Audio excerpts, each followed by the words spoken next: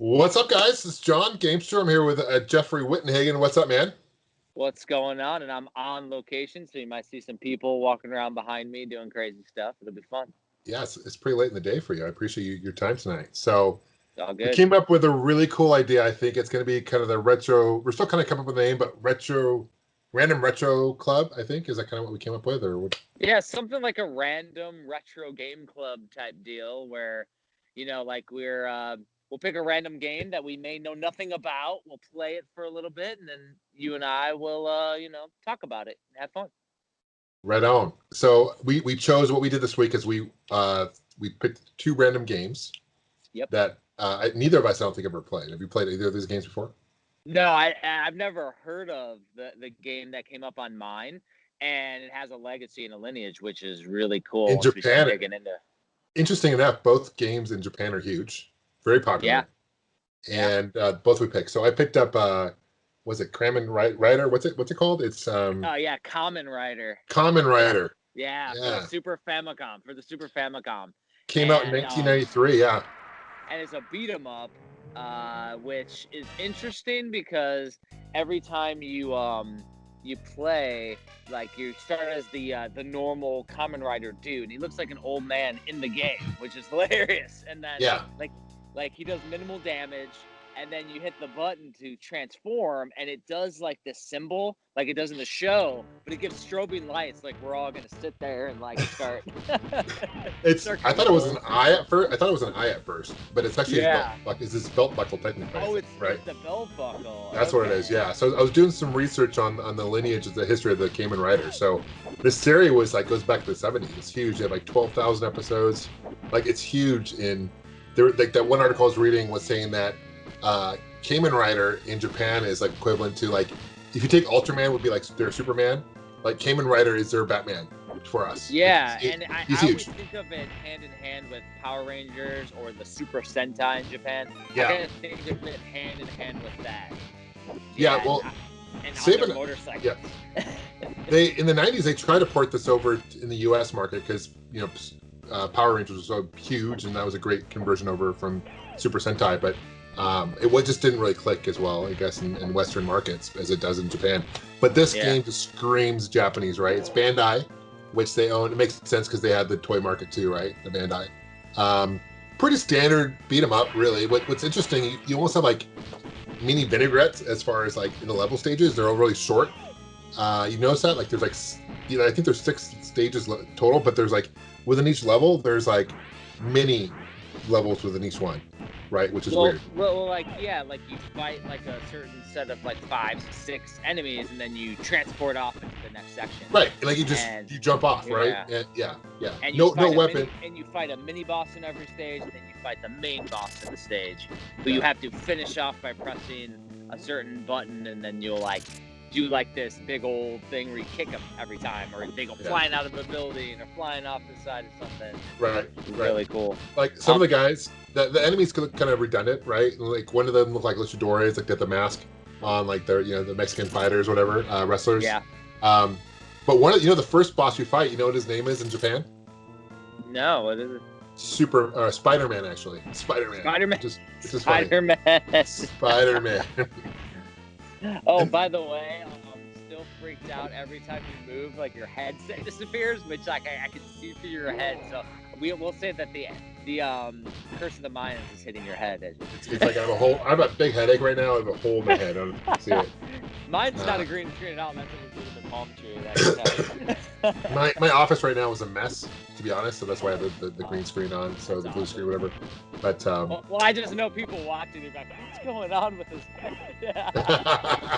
I'm just going like this. Let's go like the whole time. Just going like this. Oh, heck yeah! Yeah. That's amazing. So, what'd you think of this game, man? Overall, like. So, I'm not gonna lie.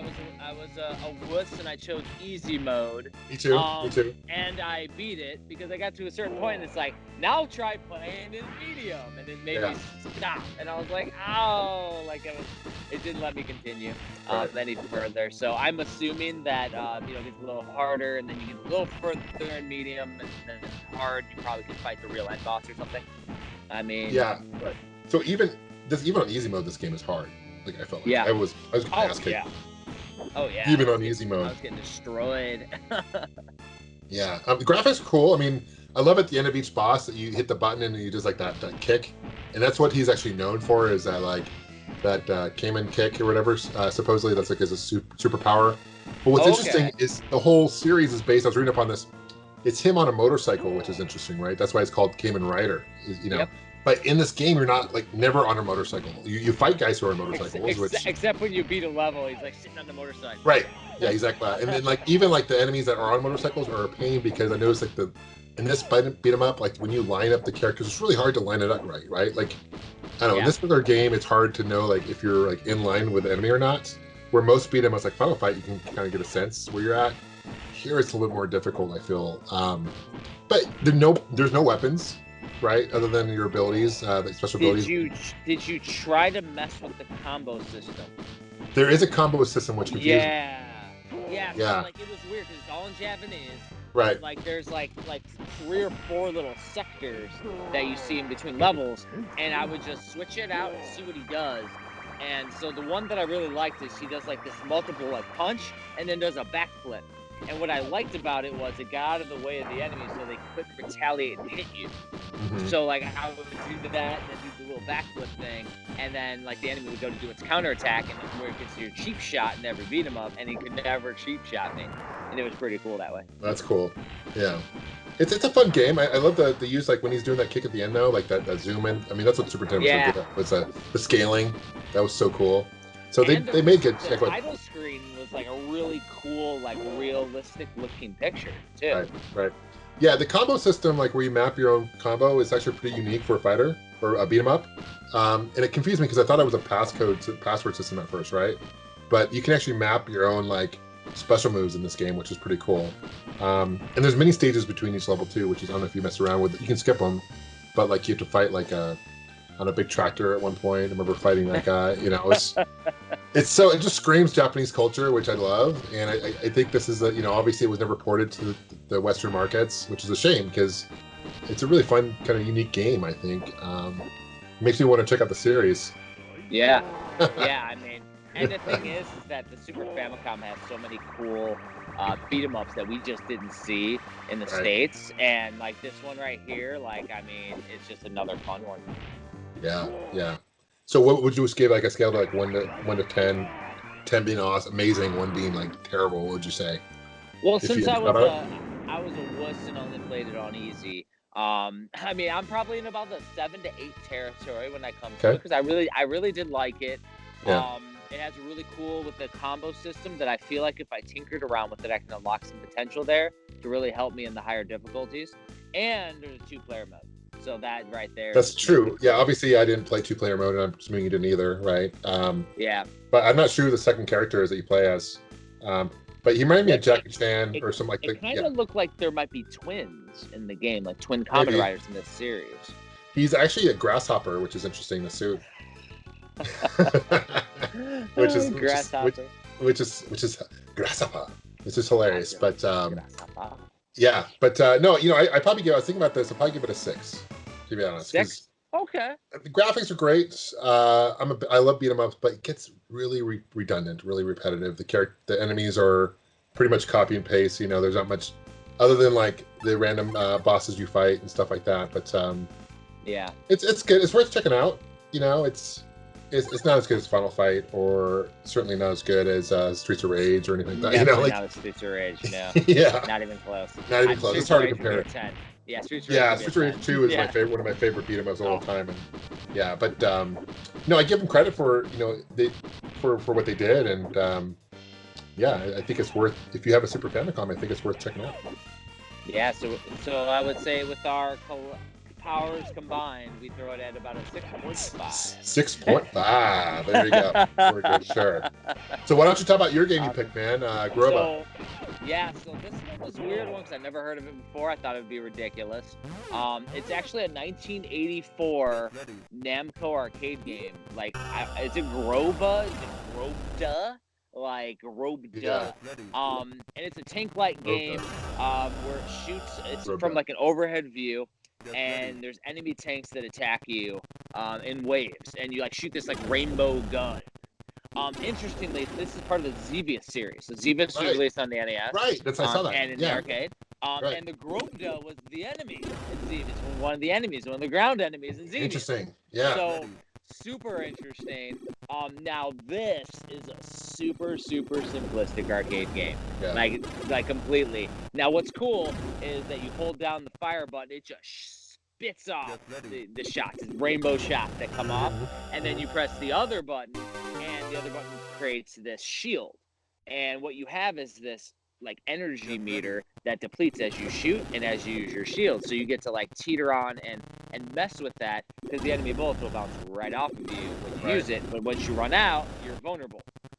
So it was interesting. The first time I play any game, I just go ham on it and I go crazy and I get killed, get my butt beat. And I was just shooting like crazy shots everywhere, and I was getting pretty far. And I was like, oh, I can do a shield. And so I started to get pretty far, and then you see like you get these enemy tanks that come at you, and you just destroy them. Then the next wave of enemies, new ones, you get this enemy that comes at you, and you have to fire at him a bunch of times to deplete his shield. Then you get the ones that pop all around, and there's like this game is challenging as hell, but it is a classic arcade like. And I'm so glad you found this game, because I had never heard of it, to be honest. I think it was released on Namco Arcade or Museum Collection. I think it went on Volume 2 on the PlayStation 1. Yeah. And it was on Megamix on the Wii for sure. Right. But I mean, it never really took off in North America. It was a huge game in Japan. I know it came out for like the NEC computers, the Sharp computers in Japan, but those never hit North America. So I'm a huge Namco fan, obviously, like with Pac-Man and Dig Dug.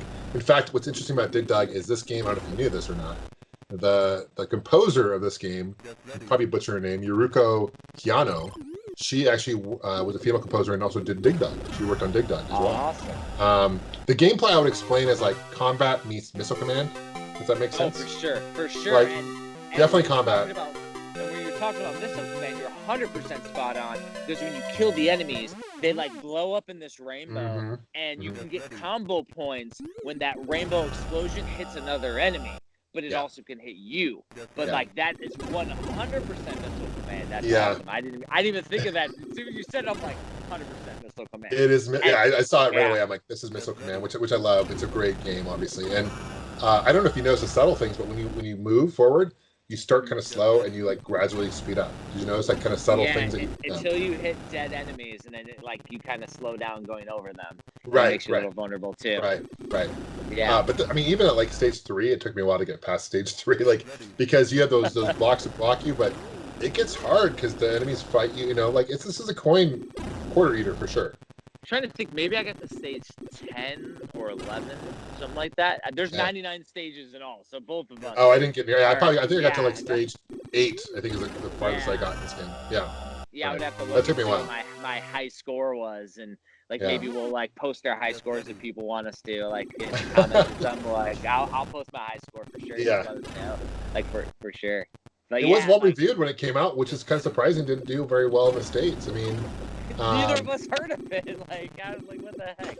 Neither of us heard of it. So it was Magic Electronics was a publisher in North America, which I've never even heard of. Magic Electronics. Have you? I mean, Magic Electronics just sounds like somebody that probably just got the license because like, hey, Grobda sounds weird. Okay. Grobda, even the name Grobda, like it is not very like it's kind of weird. Like you showed me when you texted you like, hey, this is the game. I'm like, what is this game? But I saw it was Namco, and I'm like, 84 Namco, like early Namco arcade. I'm like, dude, I'm sold.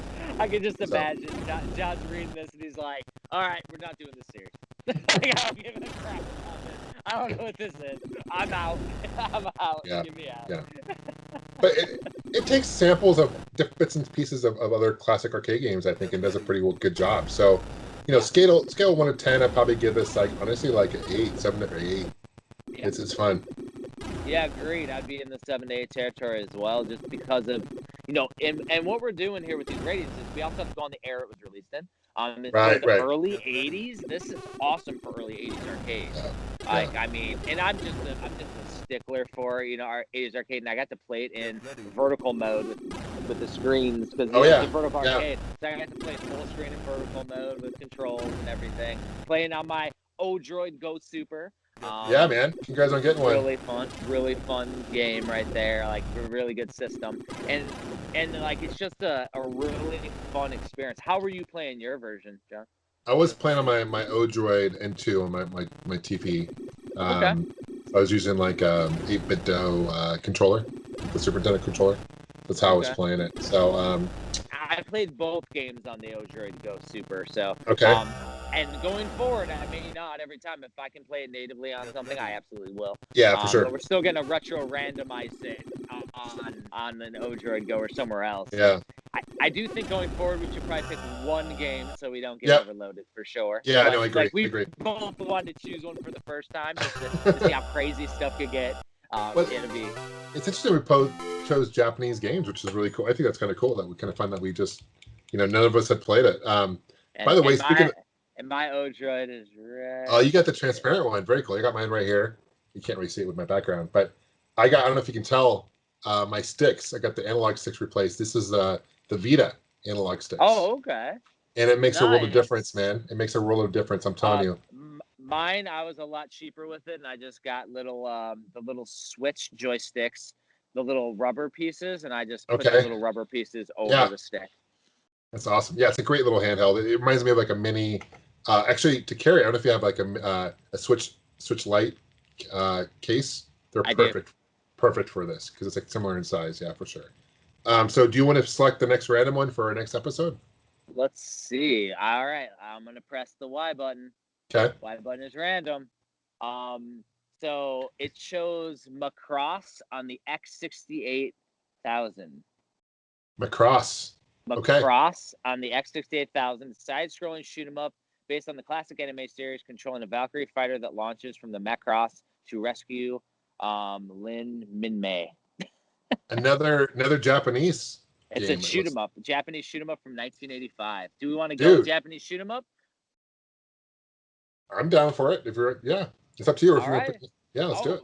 Let's do it. Like, it's retro randomizers. Because really, what we made the decision was if we get something crazy, we're gonna be like, no, we're not playing Barbie. Like if it's like Barbie, no offense to those fans who like Barbie, because whatever, more power to you. But we want to try to do something that's people will be entertained with at least, right? Exactly. So I think that's a good good pick for sure. Yeah, good choice. I created a custom list on this called the backlog because I added to the backlog so I get easy access. So now I'll be able to play Macross on the X68000. The X68000 is a crazy Japanese computer where it's super expensive. It plays disc-based media. It's like gray with a little bit of yellow on it. Like I've always wanted one, but I could never afford one. Like it's such a crazy thing. So it's insanity. So I guess we're gonna be playing Macross. I'm probably saying it wrong. Macross. All right, man. I'm stoked. Jump. Well, enjoy the rest of your trip, man. And you said your wife is on a trip, so have a good time. Yeah, we just got back from eating some dinner, having a good time. Taking a little pause from my I'm doing the premium edition physical Switch publishing gig. You're doing the digital creation gig. Like we're both, doing crazy fun stuff with licensed game development and publishing, and it's been fun. Well, give a shout out to what you've been doing with the Switch. I'm super stoked for you, man.